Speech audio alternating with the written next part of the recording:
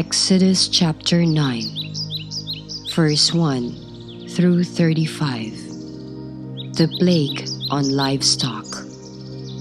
Then the Lord said to Moses, "Go to Pharaoh and say to him, 'This is what the Lord, the God of the Hebrews says, Let my people go, so that they may worship me. If you refuse to let them go and continue to hold them back, the hand of the Lord will bring a terrible plague on your livestock in the field, on your horses, donkeys, and camels, and on your cattle, sheep, and goats.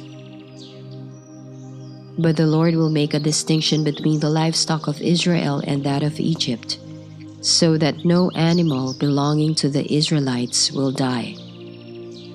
The Lord set a time and said, 'Tomorrow the Lord will do this in the land.' And the next day the Lord did it.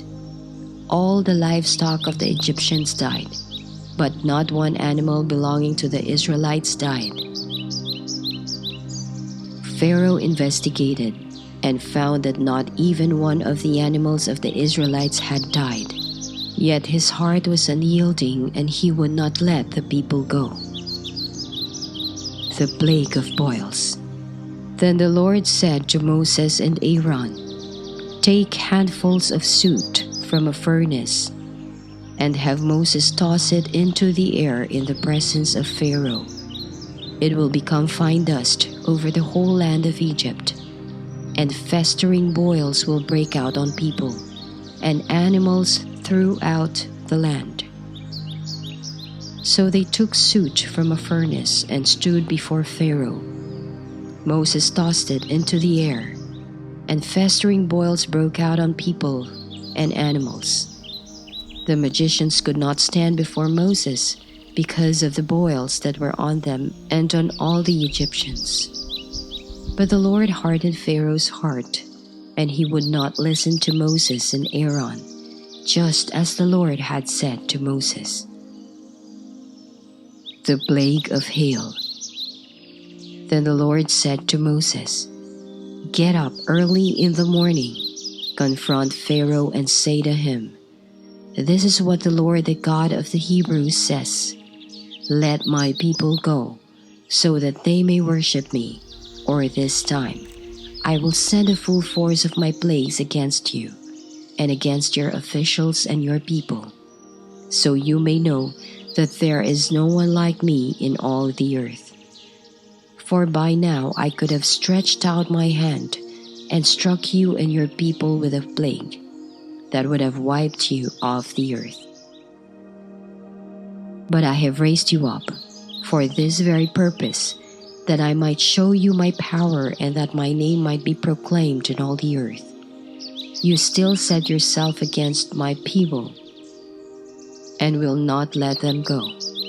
Therefore, at this time tomorrow, I will send the worst hailstorm that has ever fallen on Egypt, from the day it was founded till now.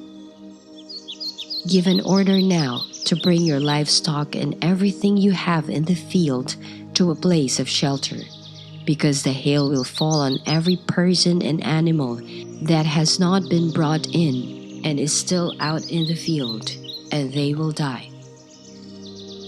Those officials of Pharaoh who fear the word of the Lord hurried to bring their slaves and their livestock inside. But those who ignored the word of the Lord left their slaves and livestock in the field. Then the Lord said to Moses, "Stretch out your hand toward the sky, so that hail will fall all over Egypt, on people and animals and on everything growing in the fields of Egypt." When Moses stretched out his staff toward the sky, the Lord sent thunder and hail, and lightning flashed down to the ground. So the Lord rained hail on the land of Egypt. Hail fell, and lightning flashed back and forth. It was the worst storm in all the land of Egypt, since it had become a nation. Throughout Egypt, hail struck everything in the fields, both people and animals. It beat down everything growing in the fields and stripped every tree. The only place it did not hail was the land of Goshen, where the Israelites were. Then Pharaoh summoned Moses and Aaron. "This time I have sinned," he said to them. "The Lord is in the right, and I and my people are in the wrong. Pray to the Lord, for we have had enough thunder and hail. I will let you go. You don't have to stay any longer." Moses replied, "When I have gone out of the city, I will spread out my hands in prayer to the Lord. The thunder will stop, and there will be no more hail, so you may know that the earth is the Lord's. But I know that you and your officials still do not fear the Lord God." The flax and barley were destroyed, since the barley had headed, and the flax was in bloom. The wheat and spelt, however, were not destroyed, because they ripened later. Then Moses left Pharaoh and went out of the city. He spread out his hands towards the Lord. The thunder and hail stopped, and the rain no longer poured down on the land. When Pharaoh saw that the rain and hail and thunder had stopped, he sinned again. He and his officials hardened their hearts. So Pharaoh's heart was hard, and he would not let the Israelites go, just as the Lord had said through Moses.